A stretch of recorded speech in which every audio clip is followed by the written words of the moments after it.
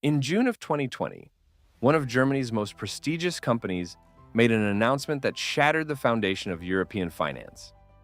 Nearly $2 billion, prominently displayed on its balance sheet for years, did not exist. It wasn't frozen in a legal dispute. It wasn't tied up in bureaucratic delays. It hadn't been stolen by hackers. It had never existed in the first place.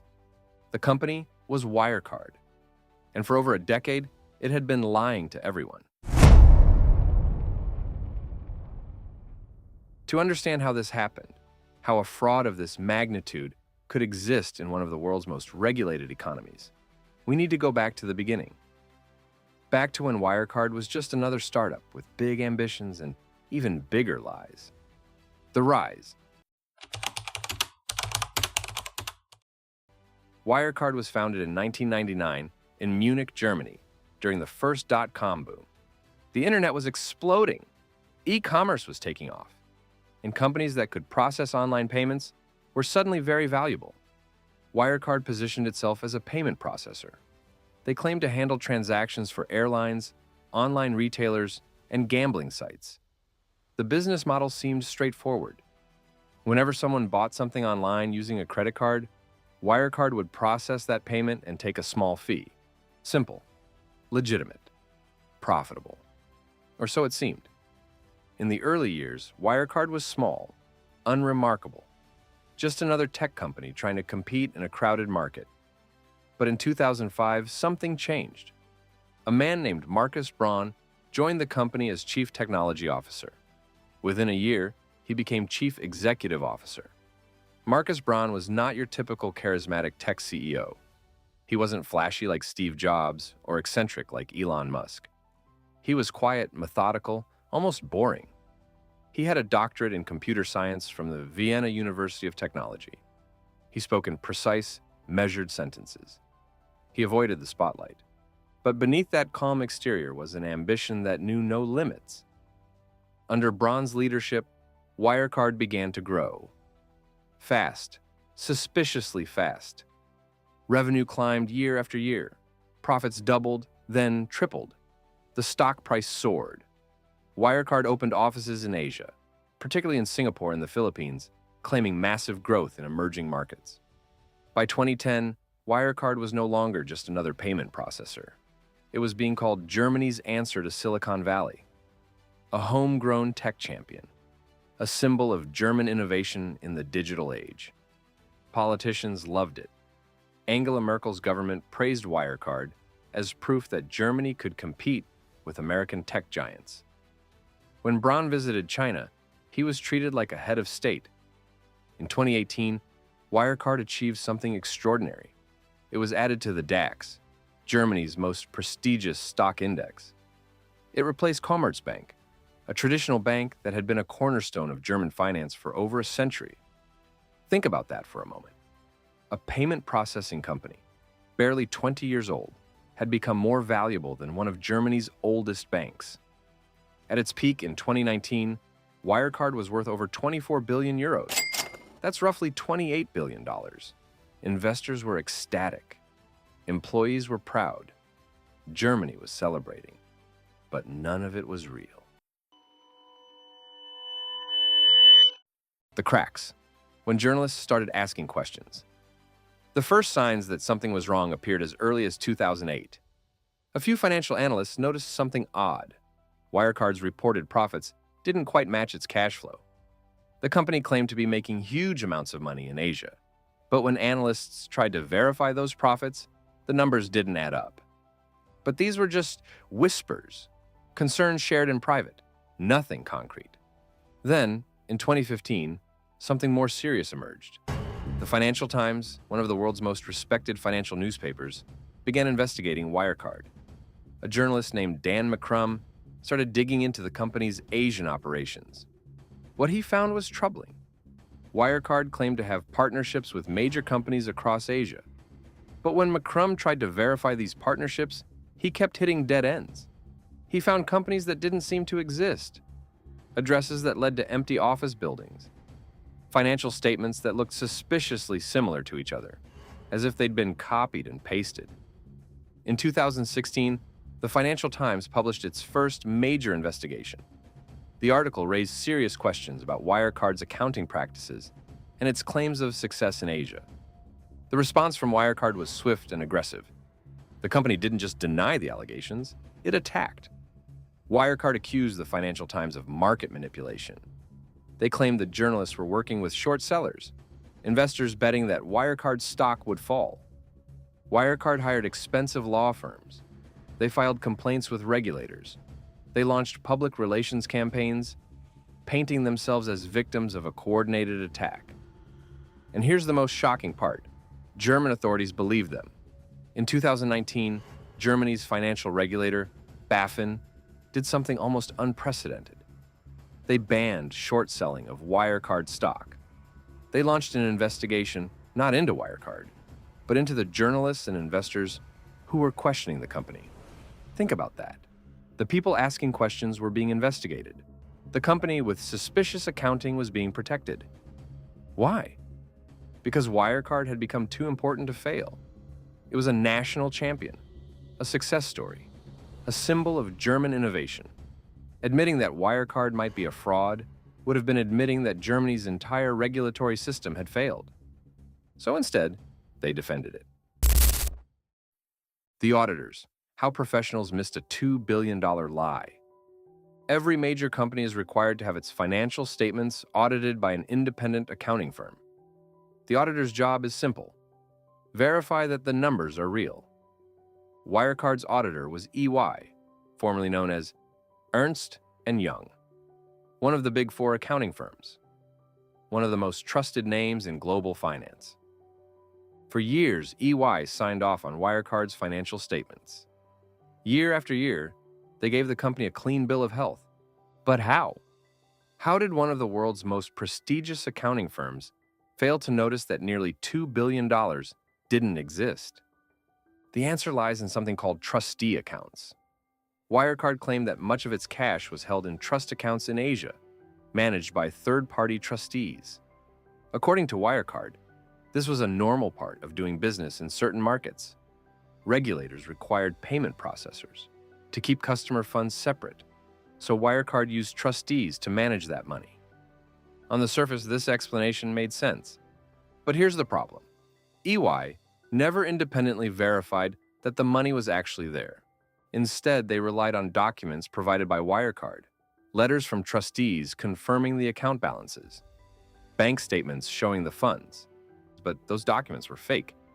The trustees either didn't exist or were complicit in the fraud. The bank statements were fabricated, the letters were lies, and EY accepted them without question. Why didn't EY demand direct confirmation from the banks? Why didn't they send someone to physically verify the accounts? Because Wirecard told them it wasn't allowed. They claimed that local regulations and confidentiality agreements prevented direct verification, and EY believed them for years. This wasn't just a failure of one auditor. This was a systemic failure of trust. EY trusted Wirecard. Wirecard trusted the trustees, and no one actually verified anything. The whistleblowers. Inside Wirecard, not everyone was blind to what was happening. Several employees raised concerns over the years. They questioned the numbers. They pointed out inconsistencies. They asked for proof, and they were silenced. One former employee later testified that questioning Wirecard's accounting was seen as disloyalty. Employees who pushed too hard were sidelined, reassigned, or forced out. There was a culture of fear inside the company. Marcus Braun demanded absolute loyalty. Jan Marsalek, the chief operating officer, was known for being aggressive with anyone who challenged the narrative. Some employees suspected fraud, but felt powerless to stop it. Others convinced themselves that the complexity of international finance meant the numbers might be legitimate, even if they didn't fully understand them. And some simply didn't want to know the truth. Because if Wirecard was a fraud, their jobs, their stock options, and their reputations were worthless. So they stayed quiet. But outside the company, pressure was building. The collapse. By early 2020, Wirecard could no longer avoid the questions. The Financial Times had published multiple investigations. KPMG, another major accounting firm, had been hired to conduct a special audit of Wirecard's Asian operations. Regulators in multiple countries were asking for proof. In June 2020, Wirecard announced that it would delay publishing its 2019 annual report. They claimed they needed more time to gather documentation. Investors were nervous, but many still believed. After all, this was Wirecard, a DAX company, audited by EY, approved by regulators. Then on June 18, 2020, Wirecard made an announcement that sent shockwaves through global markets. EY, their auditor, refused to sign off on the financial statements. Why? Because EY could not confirm that 1.9 billion euros, roughly $2.1 billion, actually existed. The money Wirecard claimed was sitting in trust accounts in the Philippines couldn't be verified. The bank said they had no records of the accounts. The trustees either couldn't be reached or provided contradictory information.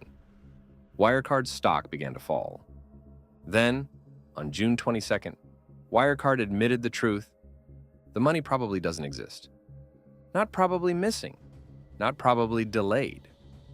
Probably never existed. The stock collapsed. In a matter of days, Wirecard lost over 90% of its value. Billions of dollars in market capitalization evaporated. Pension funds that had invested in Wirecard were devastated. Individual investors who had trusted the company lost their savings. On June 25, 2020, Wirecard filed for insolvency. One of Germany's most celebrated companies was bankrupt, and the man at the center of it all, Markus Braun, was arrested. Markus Braun was taken into custody by German police shortly after Wirecard's collapse. He was charged with fraud, breach of trust, and market manipulation. Prosecutors alleged that he had knowingly inflated Wirecard's revenues and profits to deceive investors and creditors. Braun denied the charges. He claimed he was a victim himself, that he had been deceived by others in the company, that he had trusted the wrong people. His defense was simple. He didn't know the money was fake. But how could the CEO of a company not know that $2 billion didn't exist? Prosecutors argue that Braun was the architect of the entire scheme, that he knew exactly what was happening and orchestrated the fraud from the beginning. Others believe Braun was a true believer who convinced himself the numbers were real because he wanted them to be. The trial's ongoing as of this recording. Braun maintains his innocence. But whether he knew or not, one thing is certain. Under his leadership, Wirecard became one of the largest corporate frauds in European history.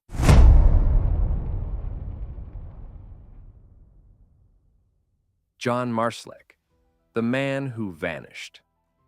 While Markus Braun became the public face of the scandal, another figure was even more central to the fraud. John Marsalek. Marsalek was Wirecard's chief operating officer and the head of its Asian operations. He was the one managing the trustee accounts. He was the one who supposedly knew where the money was. And just days before Wirecard collapsed, he disappeared. On June 19, 2020, Marsalek boarded a flight from Germany. His destination is unclear. Some reports say he flew to Austria. Others suggest he went through Belarus. After that, nothing. No confirmed sightings, no arrests, no credible leads. German authorities issued an international arrest warrant. Interpol added him to its most wanted list. Intelligence agencies across Europe began searching. But Marsalek was gone. So, where is he? Theory 1. Russia. This is the most widely believed theory. Marsalek had connections to Russian intelligence services. Some reports suggest he had been working with Russian operatives for years, possibly as an informant or asset. If Russia granted him protection, he could be living under a new identity in Moscow or another Russian city. Russia does not extradite its citizens or those it protects to Western countries. Theory 2. The Middle East. Other reports suggest Marsalek may have fled to a country in the Middle East with weak extradition agreements. Some intelligence sources believe he may have traveled through the United Arab Emirates or another Gulf state. Theory 3. Southeast Asia. Given Marsalek's deep ties to Asian business operations, Some believe he could be hiding in a country with lax law enforcement, possibly in Southeast Asia. Theory 4, he's dead. A darker possibility is that Marsalek was killed to prevent him from talking. If other powerful figures were involved in the fraud, they might have viewed Marsalek as a liability. To this day, no one knows where Jan Marsalek is, but wherever he is, he knows the truth about Wirecard. The money. Where did $2 billion go? The most haunting question in the Wirecard scandal is this: where did the money go? If $2 billion never existed, then where did the money that investors put into Wirecard actually end up? Some of it went to executive salaries and bonuses. Marcus Brown earned millions. Jan Marsalek lived lavishly. Other executives were well compensated. Some of it was used to acquire real companies, giving Wirecard a veneer of legitimacy. But most of it simply vanished into a network of shell companies, fake partners, and fraudulent transactions.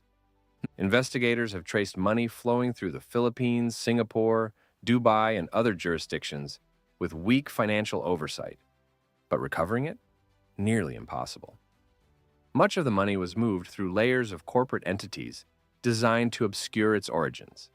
By the time investigators began looking, the trail had gone cold. To this day, only a fraction of Wirecard's missing funds have been recovered. The rest is gone. The regulators. One of the most troubling aspects of the Wirecard scandal is how completely Germany's regulatory system failed. BaFin, Germany's financial watchdog, had multiple opportunities to investigate Wirecard. They received warnings. They read the Financial Times articles. They knew there were concerns.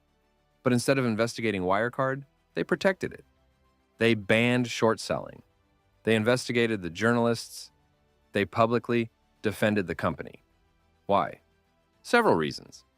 First, Wirecard was seen as a national champion. Germany's tech sector was small compared to the United States and China. Wirecard was proof that Germany could compete. Admitting it was a fraud would have been a national embarrassment. Second, BaFin relied heavily on EY's audits. If EY said the numbers were fine, BaFin assumed they were fine. Third, there was a revolving door between Wirecard and German regulators. Some former BaFin employees went to work for Wirecard. Some Wirecard executives had connections to government officials. This created conflicts of interest and a culture where questioning Wirecard was seen as unpatriotic. After the scandal, several senior officials at BaFin resigned. The head of BaFin stepped down. Internal investigations were launched, but the damage was done. Germany's reputation as a place of financial stability and strong regulation was shattered. The victims. When Wirecard collapsed, thousands of people lost everything. Individual investors who had bought Wirecard stock saw their investments become worthless overnight. Pension funds that had invested in Wirecard, believing it was a safe blue-chip company, lost millions. Wirecard employees, many of whom had stock options as part of their compensation, found themselves jobless and broke. Creditors who had lent money to Wirecard had little hope of recovery. Unlike the victims of OneCoin or other outright scams, many Wirecard investors were professionals. They had done their research. They had looked at the audited financial statements. They had trusted the system, and the system failed them. The aftermath. In the years since Wirecard's collapse, there have been investigations, trials, and reforms. Marcus Brown remains in custody, awaiting trial. His legal team continues to argue he was deceived. Jan Marsalek remains at large, one of Europe's most wanted fugitives. EY, the auditor, has faced intense scrutiny. Lawsuits have been filed. Regulators have questioned how they missed such obvious fraud. Germany has reformed its financial regulations, giving BaFin more power and resources to investigate companies. But trust, once broken, is hard to rebuild. Why Wirecard matters. Wirecard wasn't a scam run out of a basement. It wasn't a fly-by-night operation. It was a DAX company. Regulated, audited, trusted by some of the smartest financial minds in the world. And it was completely fake. If a fraud this large can exist in Germany, one of the world's most stable and regulated economies, then it can exist anywhere. Wirecard exposed the fragility of trust in modern finance. It showed that audits can be meaningless, that regulators can be captured, that prestigious institutions can fail spectacularly. And it showed that when everyone assumes someone else is checking, no one actually checks. The silence remains. Wirecard is gone now. The offices are closed, the stock is worthless, the name is toxic. But the people responsible? Most of them are still out there. Jan Marsalek disappeared into the world's shadows, protected by powerful forces that don't want him found. Marcus Braun sits in a courtroom, still claiming innocence, still insisting he was fooled. The auditors at EY, who signed off on fake numbers for years, they're still auditing other companies. The regulators at BaFin, who attacked journalists instead of investigating fraud, most of them quietly moved on to other positions. And the $2 billion that never existed, it's still missing. Somewhere. Somehow. Wirecard proved something terrifying about our world. That you can lie to everyone, investors, regulators, governments, for over a decade, and the system will defend you instead of stopping you. That trust, once given, is almost impossible to take back. And that the biggest frauds don't happen in dark alleys or hidden schemes. They happen in glass towers and boardrooms and audited financial statements that everyone assumes someone else has verified. This was Wirecard, a ghost company, a $2 billion illusion, a fraud so massive it changed European finance forever.